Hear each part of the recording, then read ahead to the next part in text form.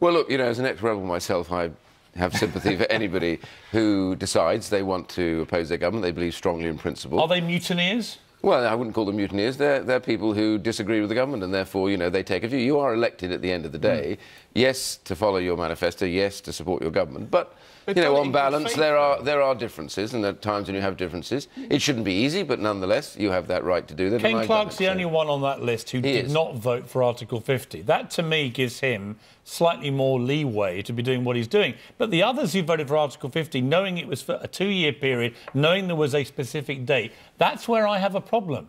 And then going back on what they actually voted for. Yeah, well, I have a simple view about the date. I think it's right to put the date in the bill because that is essentially what we are talking about. Does it rule out flexibility, though? That's the issue, it doesn't. isn't it? I think the key point about all of this, when you're in a negotiation with a group, you want to make sure that there is real compression. In other words, they understand they have to get something done by a set date.